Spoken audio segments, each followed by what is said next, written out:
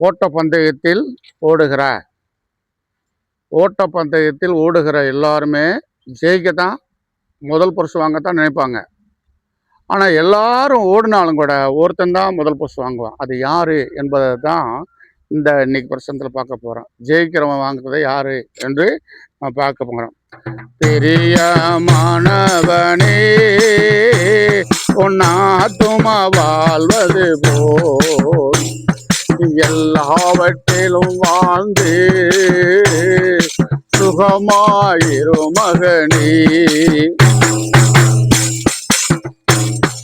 பிரிய மனவனே உன்னாத்துமா வாழ்வது போல் நீ எல்லாவற்றிலும் வாழ்ந்து சுகமாயிரு மகனே.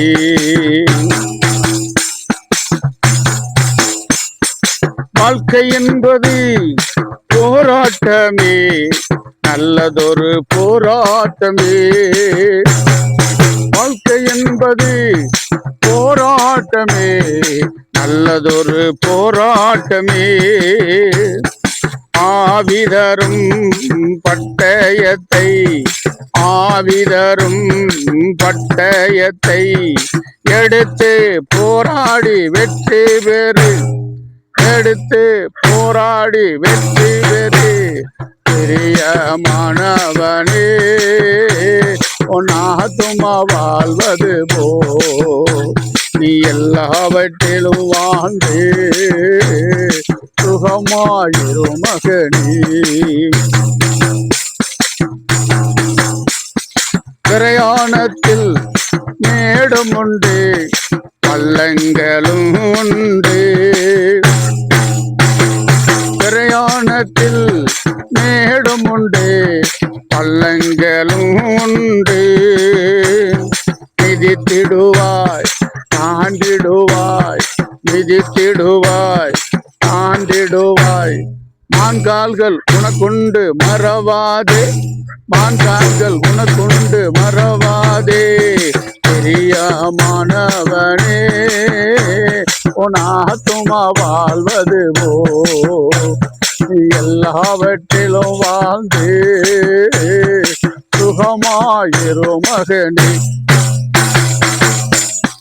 பெரிய மாணவனே உன்னாத்துமா வாழ்வது போ நீ எல்லாவற்றிலும் வாழ்ந்து சுகமாயிரு மகனே. ஓட்ட பந்தயம் நீ ஓடுகிறாய், ஒழுங்கின்படி ஓடு மகனே. ஓட்ட பந்தயம் நீ ஓடுகிறாய், ஒழுங்கின்படி ஓடு மகனே. நெருங்கி வரும் பாவங்களை, நெருங்கி வரும் பாவங்களை உதறி தள்ளிவிட்டு ஓடு மகனே, உதறி தள்ளிவிட்டு ஓடு மகனே. பெரிய மாணவனே உன்னாத்துமா வாழ்வது போ நீ எல்லாவற்றிலும் வாழ்ந்து சுகமாயிரு மகனே. பெரிய மாணவரே உன்னாத்துமா வாழ்வது போ நீ எல்லாவற்றிலும் வாழ்ந்து சுகமாயிரு மகனே. அல்லேலூயா. அருமணி ஐயா பெருக்குமான் செய்ய பாடுகிறாரு. பிரியமானவளே என்ன செய்ய, உன் ஆத்துமா வாழ்வது போல நீ வாழ்ந்து சுகமாயிரு என்று வாழ்த்துவதை இங்கே நாங்கள் பார்க்குறோம். அருமையான தேவஜனமே, கிறிஸ்துவர்களாகிய நீயும் நானும் பரலோக ராஜ்யத்தை நோக்கி ஓடிக்கொண்டிருக்கிறோம் என்று வேதம் சொல்லுது. கொஞ்ச காலம்தான் அந்த பூமியில வாழ போறோம். அந்த கொஞ்ச காலமும் இயேசுவை அறிவிக்கவும், இயேசு நாமத்தை சொல்லவும், நாம பரலோக ராஜ்யம் போகவும், அந்த பரலோக ராஜ்யத்துக்கு ஒரு கூட்டத்தை கூட்டி கொண்டு போறதுக்காகத்தான் இங்க பிரயாசப்பட்டு வாழ்ந்து கொண்டிருக்கிறோம். அந்த பணியை நம்ம செஞ்சுக்கிட்டு இருக்கிறோம். எந்த பணியை? பரலோக ராஜ்யத்துக்கு போற பணியை நம்ம செஞ்சுக்கிட்டு இருக்கிறோம். அல்லேலூயா, அல்லேலூயா. புரியுதா? இந்த பரலோக ராஜ்யத்தை பத்தி பேசும்போது ஒரு வேத வசனம் எனக்கு ஞாபகத்துக்கு வருது. அதை வாசிக்கிறேன், கேளுங்க. 1 கொரிந்தியர் 9ஆம் அதிகாரம் 26வது வசனம். பந்தய சாலையில் ஓடுகிறவர்கள் எல்லோரும் ஓடுவார்கள், ஆகிலும் ஒருவனே பந்தயத்தை பெறுவான் என்று அறியீர்களா? நீங்கள் பெற்றுக்கொள்ளத்தக்கதாக ஓடுங்கள். பவுல் என்ன சொல்றாரு? பந்தய சாலையில் ஓடுகிறவர்கள் எல்லோரும் ஓடுவார்கள், ஆகிலும் ஒருவனே பந்தய பொருளை பெற்றுக்கொள்வான் என்று நீங்கள் அறியீர்களா? பெற்றுக்கொள்ளத்தக்கதாக ஓடுங்கள் என்று பவுல் அடியார் சின்ன அப்போலஸ்தர் சொல்லுகிறார். அல்லேலூயா. அந்த பவுல் அடியார் என்றவர் யாருன்னா, அதிகமாக படித்தவர். பைபிள் காலேஜில் அன்னைக்குள்ள அறிஞர்ல புலவர்களில் அதிகமாக படித்தவர் தான் இந்த பவுல் என்ற அடியார்கள். அவர் தேவனால் அழைக்கப்பட்டு, தேவனால் ரட்சிக்கப்பட்டு, தேவனுடைய ஊழியத்துக்கு வந்த மனுஷன். இயேசுவுக்கு பெரிய குலகாரனா இருந்து, இயேசுவை ஊழியர்களை கொலை செய்வனாக இருந்து, அதுக்கு பின்னால மனம் திரும்பி இயேசுவை ஏற்றுக்கொண்டு இன்னைக்கு ஊழியத்துல பரலோக ராஜ்யத்தை ஊரெல்லாம் பிரசங்கிக்கிறான். எந்த இடத்துலலாம் இவன் இயேசு பிள்ளைகளை அடித்தானோ, எந்த இடத்துலலாம் இயேசு மக்களை தொந்தரவு செய்தானோ, அதை எந்த இடத்துல போய் இப்ப இயேசுதான் நல்லவருண்டு அவன் பிரசங்கம் பற்றத பார்க்கிறான். அப்ப அவன் சொல்லுகிறான், பந்தய சாலையில் ஓடுகிறவங்க எல்லாரும் ஓடுவாங்க. பந்தய சாலைன்னா தெரியுது என்னன்னு? ஓட்ட பந்தயம். பந்தய சாலை என்னது? ஒரு பந்தயம் எடுக்கிற இடம், ஒரு ஓட்ட பந்தயம்னு வைங்களேன். அப்போ ஓட்ட பந்தயத்துல எல்லாருமே ஓடுவாங்க. அப்ப எல்லாரும் ஓடும்போது எல்லாரும் முதல் பரிசு வாங்குவாங்களா? வாங்க மாட்டாங்க. அப்ப யாரு வாங்குவாங்க? முதல் ஓடி அந்த பந்தயத்துல ஜெயிச்சு முதல் அந்த எல்லையை தொட்டவன் தான், அந்த எல்லை கோடை முதல் தொட்டவன் தான் அந்த முதல் பரிசை பெறுவான். அல்லேலூயா, அல்லேலூயா. ஆனா எல்லாரும் ஓடும்போது எப்படி ஓடுறாங்க? நான் தான் பரிசு வாங்குவேன், நான் தான் பரிசு வாங்குவேன், நான் தான் பரிசு வாங்குவேன் என்ற எண்ணத்துல தான் ஓடுறாங்க. புரியுதா சொல்றது? புரியல சொல்றதுக்கெல்லாம் தலையாட்டி இருந்தா எப்படி? பந்தயத்துல ஓடுறவங்க என்ன நோக்கத்துல ஓடுவாங்க? எல்லாரும் நமக்கு தான் முதல் பரிசு அல்லது செகண்ட் பரிசாச்சு வாங்கிடலாம்னு தான் அவங்க ஓடுறாங்க. ஆனா அது எப்படி முதல் ஒருத்தன் தான் அதுல முதல் பரிசு வாங்குவான். அவன் மட்டும் எப்படி முதல் பரிசு வாங்கினான் என்பதை இப்ப நம்ம சிந்திக்க போறோம். என்ன? அந்த பரலோக ராஜ்யம் அதுக்கு ஒப்பா இருக்குன்றான் பவுல். என்ன சொல்றாரு? பரலோக ராஜ்யம் என்பது அதுக்கு ஒப்பாக இருக்கிறது. அப்ப எல்லாரும் இந்த பந்தயத்துல ஓடினாலும் கூட ஒருத்தன் தான் அவன் பந்தய பொருளை பெறலாம். அவன் மட்டும் எப்படி பெற்றான் பந்தய பொருள்? அவனும் மனுஷன் தானே, அவன் ஒன்றும் மாயாவி இல்லையே அப்படின்னு சிந்திக்கும் போதுதான் பவுல் ஒன்று சொல்றாரு, அதை பெற்றுக்கொள்ளத்தக்கல ஓடுங்க. என்ன செய்யுங்க? ஓடுறீங்க, பரிசை பெற்றுக்கொள்ளத்தக்கல ஓடுங்க என்று சொல்றார். பந்தயத்துல போராடுற யாவரும் எல்லாவற்றிலும் இச்சை அடக்கமா இருப்பார்கள். எத்தனாவது வசனம்? 25வது வசனம் சொல்லுது. 1 கொரிந்தியர் 9ஆம் அதிகாரம் 25வது வசனத்துல சொல்லுது, பந்தயத்துல போராடுகிற யாவரும் எல்லாவற்றிலும் இச்சை அடக்கமா இருப்பார்கள். அல்லேலூயா. இச்சை அடக்கமா இருப்பார்கள். இச்சைன்னு என்னது? ஆசை, சரீர பிரகாரமான ஆசை. அதுல அந்த பந்தய பொருள் சம்பாதிக்கிறதுக்காக அவங்க ரொம்ப இச்சை அடக்கமா இருப்பாங்களாம். காரணம், நிறைய சாப்பிட மாட்டாங்களாம். என்ன செய்ய மாட்டாங்களாம்? நிறைய சாப்பிடுவாங்க. ஏன்னா உப்பிடுவாங்களாம். என்ன செய்யாது? உடலை உப்பிருங்களாம். ஓட்டப்பந்தயத்துல ஓட முடியாது. அதனால உணவுல ரொம்ப கட்டுப்பாடா இருப்பாங்க. சரியா? அதே போல சினிமா பார்க்க மாட்டாங்க. ஏன்னா சினிமாவுக்கு போனால் உறக்கம் கட்டுருமா, அதனால உடல் கட்டுருமா, அதனால சினிமாவுக்கு போக மாட்டாங்க. ஏன்னா ஓட்டப்பந்தயத்தில் ஓடக்கூடிய அந்த ஆசை உள்ளவன், அந்த பரிசு வாங்கணும்னு நினைக்கிறவன் என்ன செய்ய மாட்டான், சினிமாவுக்கு கூட செகண்ட் ஷோ அந்த ஷோலாம் போக மாட்டான். காரணம், சினிமாவுக்கு போனால் உறக்கம் கட்டுறோம், அதனால் உடலில் கோளாறாயிரும், அந்த ஓட்டப்பந்தயத்தில் நம்ம ஓட முடியாதுன்ட்டு அதில் கூட அவன் கட்டுக்கோப்பாக இருப்பான். அதே போல் பீடி சிகரெட்லேயும் அவன் குடிக்க மாட்டானான். ஏன் தானுமா, அந்த பீடி குடித்தா இழப்பு வரும், அதில் நம்மளுக்கு நோய் வரும், அது நம்ம உடலுக்கு ஒத்து வராது. அப்படி பீடி சிகரெட்டை குடித்தோம்னா நம்ம ஓட்டப்பந்தயத்தில் ஓட முடியாது, இழப்பு தோற்றுருவோம். அதனால் நான் என்ன செய்ய மாட்டேன், பீடி சிகரெட்டு தண்ணி இந்த மாதிரி கெட்ட பழக்கத்திலேருந்து அவன் ஒதுக்கிடுவான். புரியுதா பண்ண சொல்கிறது? என்னென்னத்தில் இந்த உடல் பிரகாரமாக இந்த உலகத்தில் ஆசைப்படுற எல்லா பொருளையும் அந்த ஓட்டப்பந்தயத்தில் ஓடுற அந்த ஓட்ட வீரன், நான் ஓட்டப்பந்தயத்தில் ஜெயிக்கணும்னு நினைக்கிறவன், அந்த பந்தயத்தில் கலந்து கொண்டு கைதட்டு பேர் வாங்கணும்னு நினைக்கிறவன் எல்லா வகையிலும் இச்சை அடைக்குமா இருப்பானா? அல்லேலூயா. அப்படி இச்சை அடக்கோட இருக்கிறது மாத்திரம் இல்லை, உணவு கட்டுப்பாட்டில் மாத்திரம் இல்லை, பீடி சிகரெட்டு கட்டுப்பாடு மாத்திரம் இல்லை, தண்ணீர் வைக்கிற கட்டுப்பாடு மாத்திரம் இல்லை, அவன் மிச்சம் எதா இருப்பானா, காலையில் எந்திரிச்சு ஓடுவானா. என்ன செய்வானா, காலையில் எந்திரிச்சு டயத்தை பார்த்துட்டே ஓடுவானா. ஒரு நிமிஷத்துக்கு எத்தனை தூரம் ஓடி இருக்கும், ஒரு 10 நிமிஷத்தில் எவ்வளோ தூரம் எத்தனை கிலோமீட்டர் ஓடி இருக்கும்ன்ற அவன் என்ன செய்வானா, பயன்படுத்துவானா. காலையில் ஓடுறான், மாலையிலும் ஓடுறான், வெறுமுகத்தோடயே ஓடுறான். இப்படி ஓடி ஓடி ஓடி ஓடி ஓடி ஓடி பல நாள் ஓடி தான் அவன் என்ன செய்கிறான், அந்த ஓட்டப்பந்தயத்தில் கலந்துக்கிறான். இத்தனையிலும் இச்சையா இருக்கிறவன் தான் அவன் அந்த ஓட்டப்பந்தயத்தில் முதல் பரிசு வாங்குறான். அல்லேலூயா. கைதட்டுமா?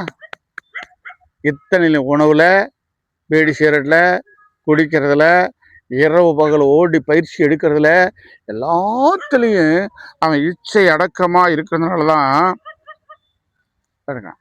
ஆனால் இத்தனைக்கு அவன் என்ன செய்ய போகிறான், அந்த பரிசு பொருளை வாங்க போகிறான். அப்படி முன்னால் ஜெயிச்சுட்டா அவனை எல்லாரும் அந்த கைதட்டுவாங்க, ஒரு சின்ன பரிசு பொருள் கிடைக்கும். அப்போ இந்த உலகப்பிரமான கைதட்டல் வாங்கிறதுக்கு, அந்த சின்ன பரிசு பொருள் வாங்குறதுக்கு அவன் இவ்வளவு இச்சை அடக்கத்தோட, இவ்வளவு வைராக்கியத்தோட, இவ்வளவு உடலை வருத்தி அவன் அந்த பந்தய பொருளுக்கு, அந்த ஓட்ட பந்தயத்தில் கலந்துக்கிறான்னு பார்க்குறான். அல்லேலூயா. புரியுதா புரியலையா? அப்போ ஒரு ஓட்ட பந்தயத்திலேயே அப்படி ஓடுறவன் நீயும் நானும் பரலோகத்துக்கு ஓடிக்கிருக்கோம். எங்கே ஓடிக்கிருக்கோம்? அப்போ பரலோகத்துக்கு ஓடிக்கிருக்கிறோம். இந்த பரலோகத்துக்கு ஓடிக்கிருக்கிற நீயும் நானும் இச்சை அடக்கம் இல்லாமல் ஓடுனா என்ன ஆயிடுவான்? என்ன ஆயிடுவான்? வீழ்ந்துருவான், தோத்து போவோம். நீ ஓடுனாலும் வேஸ்ட் ஆயிடும். அதனால நீ என்ன செய்ய வேண்டியிருக்குது, ரொம்ப எச்சரிக்கையாய் வாழ வேண்டியிருக்குது. ஆனா சாத்தான் என்ன செய்வான், நீ முதல் பரிசு வாங்கக்கூடாதுன்றதுக்காக உனக்கு பிசாசு கிட்டத்துல கொண்டாந்து உன் ஆசைக்கு தக்கவாறு காட்டுவான். என்ன செய்வான்? உன் ஆசை கெடுப்பான். அதாவது ஆதி ஆகமத்தில் பார்க்குறோம், அந்த ஆண்டவர் ஒதுக்கி வச்ச அந்த கனியை ஆதாம் ஏவாளும் திங்கிற அளவுக்கு ஒரு பாம்பு அவங்களுக்கு ஆசை வார்த்தை காட்டுறது. எல்லா பழத்தையும் சாப்பிடலாம், நீங்கள் இந்த பழத்தை மட்டும் சாப்பிடக்கூடாதுன்னு ஆண்டவர் சொன்னார். அந்த பழம் அங்கே தான் இருந்துச்சு, அந்த பழத்தை அவங்க யாருமே கவனிக்கலை. ஆனால் அந்த பாம்பு பிசாசு சொன்ன சோறுக்கு இப்போ அந்த பழத்தை பார்த்தா என்ன வர்றான், எச்சி ஊறுதான் அவங்களுக்கு. அல்லேலூயா. அப்போ இந்த யாரோ ஒரு பாம்புக்காரர் சொல்கிறானே, இந்த பழம் இங்கே தானே இருந்துச்சு, இத்தனை நாள் இங்கே தானே இருந்துச்சு, அதை நம்ம பிடுங்கலையில், ஆண்டவர் ஒதுக்கி வச்ச பழத்தை நம்ம ஏன் திங்கணும் அப்படின்னு அவங்களுக்கு கேட்கல. இந்த சரீரம் என்ன செய்யுது, அந்த பழத்தை பிடுங்க பார்க்குது. அல்லேலூயா. அப்போ அந்த வாயில் எச்சி ஊறுது. அந்த பழத்தை இந்த அம்மா பிடிக்கி சாத்தான் பேச்சை கேட்டு சாப்பிட்றது, புருஷனுக்கும் கொடுத்துறது. புருஷனை எதுக்கு பிடுங்கின, ஏன் பிடுங்கின, ஆண்டவர் விலைக்கு வச்ச படம்னு அவனுக்கு அதை பற்றி சிந்திக்கலை. அவனுக்கு வாயில் எச்சி ஊறுது, இச்சி அடக்க முடியலை. அந்த அம்மாலும் சரி, நம்மளும் ஆண்டவர் தான் இருந்தோம், நம்மளை படைச்சவர் தானே நம்மளோட வருவார், இப்போ அவரை காணாமே, புதுசாக ஒரு பாம்பு மாதிரி ஒருத்தன் வந்திருக்கானே, இவன் யார், இவன் என்ன சொல்கிறான், நல்லவனா கெட்டவனான்னு இந்த அம்மா சிந்திக்காம என்ன பண்ணுறது, இச்சையை அந்த ஆசையை அடக்க முடியாமல் அவன் சொன்னதை பார்த்துட்டு இந்த பழத்தை அவன் செஞ்சான். அந்த அம்மா பிடிச்சது. அல்லேலூயா. அதனுடைய விளைவு என்னாச்சு தெரியுமா? அந்த தோட்டத்தை விட்டே விரட்டப்பட்டாங்க. செல்ல பிள்ளையா இருந்தவங்க, இயேசுவோடு கை பிடிச்சி குழாவினவங்க, நேரடி தகப்பனாக இருந்தவர். ஆனால் அந்த இடத்த விட்டுட்டு அந்த சின்ன இச்சையை அந்த பழத்தை சாப்பிட்டதுனால, அதாவது அவங்களுக்கு கீழ்ப்படியாமல் போனதுனால அவங்க தோட்டத்தை விட்டு விரட்டி போனது மாத்திரம் இல்லை, எங்களுக்கு சாபம் விட்டார். நீங்கள் வாழ்நாள் முழுது என்ன செய்வீங்க? கஷ்டத்தோடு தான் நீங்கள் சாப்பிடுவீங்க. அந்த சாபம் இது வரைக்கும் நம்ம தாய், தகப்பன், அண்ணன், தம்பி, சொந்தக்காரன் மத்தியில் இருந்துக்கிட்டு இன்னும் நம்ம மக்கள் கஷ்டப்படுவதை பார்க்க அந்த இச்சையை அடக்க முடியலை. அந்த ஓட்டப்பந்தயம் சாதாரண ஓட்டப்பந்தயத்துக்கு அவ்வளோ அடக்கமாக இருக்கிறான்னா, பரலோக ராஜ்யத்துக்கு போகிற நீ எவ்வளோ வழக்கம் இருக்கிறான். அதனால் நிச்சயம் இல்லாமல் ஓடாதே. என்ன செய்கிறான்? நிச்சயம் இல்லாமல் ஓடாதே. சும்மா பெருமையாக கம்பு விளையாடுவான்ல, அப்படி சுற்றி இப்படி சுற்றி அப்படியே ஆகாயத்தை நான் டம்புன்னு அடிச்சிடும்டா கொச்சிலேயே அப்படின்னு சொல்லுவான் சிலர். பெருமையாக கட்டிக்கார மாதிரி. ஆனால் ஒன்றும் தெரியாது. இங்கிட்ட தவுவான் போடுறா சிலம்படிக்கும் பாரு, ஆகாயத்தையே அப்படியே அடிக்கிறான் பாருன்னு பெருமை பேசுவான். அது நரகத்துக்கு போகிறவன் தான் அப்படி தேவையில்லாத முடியாத காரியத்தை பேசுகிறான்னு பார்க்குறோம். அல்லேலூயா. அந்த மாதிரி பெருமை உங்ககிட்ட இருக்கும்போது நீ என்ன பரலோக ராஜ்யத்துக்கு வர முடியாது. அல்லேலூயா. புரியலையா? நம்ம ஆண்டவர் படைச்சார். யாரை படைச்சாரு? உன்னைய படைச்சார். எப்படி படைச்சாரு? உன் தாய் தாப்பன் வகுத்துல உன்னைய படைச்சார். உன் தாய் தாப்பனுடைய வகுத்துல நீ பிறக்கும்போது உன் அப்பா அம்மாவுக்கு நீ பிள்ளையா பிறந்த. அந்த பிள்ளையா பிறக்கும்போது அவங்க தவம் இருந்து வரம் இருந்து எனக்கு ஒரு பிள்ளை வேணும்னு சொல்லி ரொம்ப தெய்வ பக்தியோட இருந்தா பெற்று போட்டாங்க. அப்போ இந்த உடல்ல தெய்வ குணமும் இருக்குது. அது மனசாட்சி. அதுக்கு பேர் என்னது? மனசாட்சி. அப்போ தெய்வ குணமும் நமக்குள்ள இருக்குது, இந்த மனுஷ குணமும் இருக்குது. இந்த சரீரம் என்பது மனுஷ குணம், ஆத்மா உயிர் என்பது மனசாட்சி என்பது தெய்வ குணம். அப்போ தெய்வ குணம் என்ன செய்யும்? அப்பக்கப்ப தப்பான காரியத்தை செய்யாத என்று சொல்லும். ஆனால் அந்த சரீரம் கேட்காது. அந்த ஆதாமும் ஏவாளும் அந்த பழத்தை சாப்பிட்டது போல அந்த இச்சையை அடக்க முடியாமல் போனதுனால இவங்க என்ன செய்வாங்கன்னா, அந்த ஆசை வரும்போது அந்த மனச்சாட்சியை மாற்றி போட்டுட்டு இவங்க என்ன செய்வாங்க? பாவத்தை செய்வாங்க. அந்த பாவ சுபாவம் உனக்குள்ளேயும் எனக்குள்ளேயும் இருக்கிறதுனால என்ன பண்ணிடுறா? நமக்கே தெரியாம நம்மளே பாவத்தில் ஈடுபட்டு நம்ம உடலை நம்மளே கெடுத்துடுறோம். நம்ம ஆண்டவர் கொடுத்த இந்த நல்ல சரீரத்தை பீடி குடிச்சு சீரட்டை அடித்து அழகான உடலை, அழகான இருதயத்தை நம்மளே கெடுத்துடுறோம். அல்லேலூயா. அப்ப அதே போல ஆகாதுன்ற காரியத்தை செய்யறதுனால நம்மளை அப்ப நீ என்ன செய்ய வேண்டியிருக்கு? பரலோகத்துக்கு போறவன் இந்த பூமியில ரொம்ப எச்சரிக்கையா இருக்க வேண்டியது. 26வது வசனம் என்ன சொல்றது? ஆதலால் நிச்சயம் இல்லாமல் ஓடாமல், ஆகாயத்தை சீக்கிரம் போல அடிக்காமல், மற்றவர்களுக்கு புரோஜனம் ஆகாதனாக போராதபடி என் சரீரத்தை ஓடிக்கினேன் என்று பவுல் சொல்றார். என்ன சொல்றாரு? நானே ஊழியத்துக்கு என் சரீரத்தை நானே ஒடுக்கினேன்.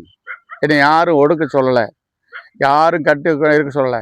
நான் பரலோக ராஜ்யம் அந்த இயேசுவோட போய் இருக்கணும்னா இந்த பூலோகத்தில் நான் என்ன செய்யணும்? ஒடுக்கணும். அல்லேலூயா. இந்த மண்ணுக்கு சரீரம், இந்த மனிதர் கொடுத்த சரீரம், நம்ம அப்பா அம்மா கொடுத்த சரீரம் இந்த மண்ணுக்கே போயிடும். ஒரு நாளைக்கு செத்துருவோம். சாக மாட்டோமா? யாரா இருந்தாலும் ஒரு நாளைக்கு சாபம். அந்த சாகிறது என்னைக்கு சாகிறோம்ன்றா தெரியல. ஆனா அந்த சாவு வரும்போது இந்த சரீரம், அப்பா அம்மாவுக்கு கொடுத்த சரீரம் மண்ணுக்கு போயிடும். இந்த ஆத்துமா சொர்க்கத்துக்கு, கடவுள் கொடுத்த உயிர் கடவுள்கிட்ட போகும். அப்ப இந்த கடவுள் கொடுத்த உயிர் கடவுள்கிட்ட போகணும்னா இந்த உலகத்துல நீ என்ன செய்ய வேண்டியிருக்குது? ரொம்ப கையொடுக்கி, காலொடுக்கி, மனசை கட்டுப்படுத்தி, இச்சையை அடக்கி நீ வாழணும். புரியுதா சொல்றது? அப்படி வாழும்போது தான் அவன் எப்படி ஓட்ட பந்தயத்தில் எல்லாத்துலேயும் இச்சை அடக்குமா பந்தயத்தில் முதல் பரிசு வாங்கினானோ, அதுபோல் பரலோக ராஜ்யத்திலையும் நீ முதல் பரிசு ராஜ கிரீடம் வாங்க முடியும். அல்லேலூயா. அதுபோல ஆதாம் ஏவாளை போல நீங்க தப்பான வழியில போனீங்கன்னா, ஒரு இச்சையில நீங்க ஆசைப்பட்டீங்கன்னா, இந்த பூமியிலையும் நீங்க கெட்டு போவீங்க, பரலோகத்துக்கு வர முடியாது, நரகலோகத்துக்கு. உங்க பாவமே உங்களை எச்சரிக்கும், உங்க மனசாட்சியே உங்களை எச்சரிக்கும். புரியுதா சொல்றது? அதனால இந்த பூமியில நீங்க வாழ்ற கொஞ்ச நாள் வாழ்க்கையில இந்த பூமியில மனசாட்சிக்கு பயந்து நீங்க வாழும்போது தான் அந்த விசேஷம் கிடைக்கும். அப்போ இந்த உலகத்தை நம்மளை சுற்றி நடக்கிற விஷயங்களை தெரிஞ்சுக்கணும். இந்த உலகத்துல நம்மளை சுற்றி என்ன இருக்குது? எல்லா ஜீவராசி இருக்கு. அந்த ஜீவராசியில பாவம்ன்றது என்ன தெரியுமா? நீ பாவம் செஞ்சாதான் பாவம் இல்லை. நீ தண்ணி அடிச்சு ஒருத்தன் சண்டை போட்டு ஒருத்தனை அடிக்கிறது பாவம் இல்லை. ஆண்டவருக்கு கீழ்ப்படியாம இருக்கிறதே பாவம். பாவம் என்னது? ஆண்டவருடைய வார்த்தைக்கு நீ கீழ்ப்படியாம இருக்கிறதே பாவம்னு வேதம் சொல்லுது. அப்ப இந்த வேதம் என்ன சொல்லுது? எல்லா உயிர்களையும் நேசிக்கணும். அப்ப மனுஷன் நல்லா வாழணும்னா இந்த பூமியில நமக்கு என்ன வேணும்? மூச்சு காத்து வேணும். என்ன வேணும்? மூச்சு விடுறதுக்கு காத்து வேணும். அப்புறம் உணவு சாப்பிட்றதுக்கு மழை வேணும். அந்த மழையை கொண்டு வர்றதுக்கு மரம் வேணும். புரியுதா? அப்போ மழை வேணும், மழைனால தண்ணி வேணும், அந்த தண்ணினால பூமி விளையணும், அந்த பூமினால நம்ம காய்கறிகள் நம்மளுக்கு விளைஞ்சி வரணும், நம்ம சாப்பிடணும். அப்போ இதையெல்லாம் இந்த சுற்றுச்சூழலை நீ கவனிக்காம பாதுகாக்காம நீ இஷ்டத்துக்கு வாழ்ந்தீங்கன்னா உனக்கு நல்ல காற்று கிடைக்காது. அதாவது மரம் நீ நட்டு வளர்க்கணும். நீ இருக்கிற இடத்துல செய்யணும், மரம் நட்டு வளர்க்கணும். அதுவே ஒரு தெய்வ பணி. காரணம், இந்த மரம் யாரை நம்பியிருக்கு? மண்ணை நம்பியிருக்கு. இருக்கா? இந்த மரம் யாரை நம்பியிருக்கு? மண்ணை நம்பியிருக்கு. இந்த மரம் மண்ணை நம்பியிருக்கு. மண்ணை யாரை நம்பியிருக்கு? மழையை நம்பியிருக்கு. மழையை பெஞ்சாதான் மண்ணை செழிப்பாகும். அப்போ மழை, இந்த மரம் மண்ணை நம்பி வளருது, மண்ணும் மழையை நம்பி எதிர்பார்க்குது. அப்போ மழை பெய்யும் போது தான் இந்த பூமியில செடி கொடிகள் வளருது, மற்ற ஜீவராசிகள் வளருது. அப்போ இந்த ஜீவராசிகள் என்ன செய்யுது? இந்த மரம் என்ன செய்யுது? அந்த மழையை கொண்டு வருது. நிறைய மரங்கள் இருந்தால் அந்த மழையை காலகாலத்தில் கொண்டு வருது. அப்போ இந்த பூமியை செழிக்க வைக்கிறது. முதன்மையான என்னது? மரம். இந்த மரம் மூச்சு காத்து கொடுக்குது, பிராணவாயு நம்மளுக்கு தருது. அப்போ அந்த நம்ம உயிரோடு வாழ்வதற்கு அந்த மூச்சு காத்து கொடுத்து நம்ம மூச்சு வாங்கும்போது பிராண வாயு வருது, ஆனால் வெளியே விடும்போது கெட்ட காற்று, விஷக்காற்று வெளியே போகுது. அப்போ அந்த மூச்சு காற்று நமக்குள்ளே வாரதுனால தான் நம்மளுக்கு ஆரோக்கியம் கிடைக்குது. அப்போ அந்த அந்த மரமே மழையை கொண்டு வருது. அந்த மழை தான் நம்மளுக்கு உணவு உற்பத்திகளை செய்ய சொல்லுது. புரியுதா சொல்றது? திருவள்ளுவர் சொல்லியிருக்கார் ஒரு இடத்துல, நீரின்றி இந்த உலகம் விளங்காதுன்னு சொல்லியிருக்காரு. நீரின்றி அமையாது உலகு. அவர் என்ன சொல்றாரு? மழை தண்ணி தான் காரணம், தண்ணி இல்லாட்டி போனால் இந்த நாட்டில் ஒன்றுமே விளங்காது, அப்போ தண்ணியை நம்ம அதிகமாக நேசிக்கணும் என்று அந்த திருவள்ளுவர் சொல்லியிருக்காரு. இப்போ நான் என்ன சொல்கிறேன்னா, அந்த மழை வாரதுக்கே மரம் தான் காரணம். நமக்கு மூச்சு காத்து கொடுக்கறது மரம் தான் காரணம். அப்போ மழை வர்றதுக்கு காரணம் இந்த மரங்களாக இருக்கிறதுனால நம்ம மரங்களை நட்டு அதிகமாக வளர்க்கணும். அதுவே ஒரு தெய்வ நல்ல காரியம். அதே போல எல்லா மிருகங்களையும் நாம் நேசிக்கணும். அல்லேலூயா. நான் என்ன சொல்றேன்னா, மிருகங்களை கண்ட சோருக்கு தெரியும், இது தப்பான மிருகம், இது சாதுவான மிருகம் அப்படின்னு. அது உடல் அமைப்பை பார்த்தாலே உனக்கு எனக்கும் தெரியும். தெரியுமா தெரியாதா? இப்போ சிங்கத்தை பார்த்தா, ஓ இது கொடூரமான மிருகம் ஆளை கொன்றும், பக்கத்தில் போகக்கூடாது அப்படின்னு எச்சரிக்கையாக இருப்போம் இல்லையா? அதே போல் ஒரு பசுமாடை பார்த்தோம்னா இது பசுமாடு ஒன்றும் செய்யாது அப்படின்னு போவோம். அது உருவத்தை பார்த்து சொல்றக்கே அது குணம் தெரியும். அதே போல் ஒரு நாயினா எச்சரிக்கணும், கடிச்சாலும் கடிச்சிடும் அப்படின்னு இருப்போம். ஒரு ஆட்டுக்குட்டினா அதை போய் அதோட விளையாடுவோம் இல்லையா? அப்போ மனுஷன் உருவங்களை காட்டு மிருகங்களையும் நாட்டு மிருகங்களையும் உருவங்களை பார்த்தாலே அதோடைய குணம் என்னன்னு தெரியும். ஆனால் மனுஷங்களை பார்த்தா மனுஷன் குணத்தை இட போடவே முடியாது. புரியுதா? நல்லவன் யாரு, கெட்டவன் யாரு? கூட இருந்தே குழி பறிக்கிறவன் உண்டு. எதிரியை கூட அறிஞ்சிடலாம், அவன் எதிரி தெரியும். ஆனா இங்க கூட இருந்தே குழி பறிப்பான். விசுவாசிகள்ல விஷ ஊசிகளாக இருக்கிறாங்க. அப்ப விஷ ஊசிகளாக இருக்கிறவன் அப்ப பரலோக ராஜ்யத்துக்கு எப்படி போக முடியும் சொல்லுங்க? அப்ப இந்த உலகத்தை வெறுத்து தான் போனோம். அப்ப நம்ம இந்த ஆண்டவருக்கு பயந்து எல்லா ஜீவராசிகளையும் பாதுகாக்கணும். அதனாலதான் நான் எங்களை மாதிரி அளவு என்ன சொல்றேன்னா, எல்லா உயிரோட அன்பா இருங்க, மனுஷங்கிட்ட எச்சரிக்கையா இருங்க. எல்லா உயிரோட அன்பா இருங்க, ஆனா மனுஷங்கிட்ட மட்டும் நீங்க எச்சரிக்கையா இருங்க. ஏன்னா மனுஷன் எந்த நேரத்துல காலை வாருவான், எந்த நேரத்துல கழுத்தை பிடிப்பான், எந்த நேரத்துல காட்டி கொடுப்பான், எந்த நேரத்துல நம்மளை சிக்க வைப்பான்னு தெரியாது. அதனால நீ தேவனுக்கு பயந்து இந்த சுற்றுச்சூழலை நீ அறிந்து கொள்ளும் போதுதான் உன் வாழ்க்கையில சந்தோஷம் வரும். இந்த ஓட்ட பந்தயத்துல நீ ஜெயிக்க முடியும். அல்லேலூயா. ஜெபம் பண்ணுவோமா? சோத்திர ஆண்டவரே, சோத்திர ஆண்டவரே, சோத்திர ஆண்டவரே, ஆசீர்வதிங்கப்பா, ஆசீர்வதிங்கப்பா. அந்த பரலோக ராஜ்யத்துக்கு நாங்கள் வரும்படியாய், ஞானமாய் வாழும்படியாய், எல்லா வகையிலும் எங்களுக்கு கிருபை இருக்கும்படியாய் செபிக்கிறோம் ஆண்டவரே. இந்த நாட்டில் நல்ல எல்லா மக்களும் ஏழ்மை இல்லாதபடிக்கு, வறுமை இல்லாதபடிக்கு, பஞ்சம் பட்டினி இல்லாதபடிக்கு, ஆண்டான் அடிமை இல்லாதபடிக்கு, கொலை கொள்ளை நடக்காதபடிக்கு, எல்லா மனித இனமும் சமமாய் வாழ, மகிழ்ச்சியாய் வாழ கிருபை செய்ய வேண்டுமா செபிக்கிறோம். எங்கள் ஜெபத்தை கேட்டு எதிர்காலத்தில் நாடும் வீடும் முன்னேறும்படியாய் கிருபை செஞ்சதுக்காக ஸ்தோத்திரம். இயேசு நாமத்தில் ஜெபிக்கிறோம் நல்ல பிதாவே. ஆமேன்.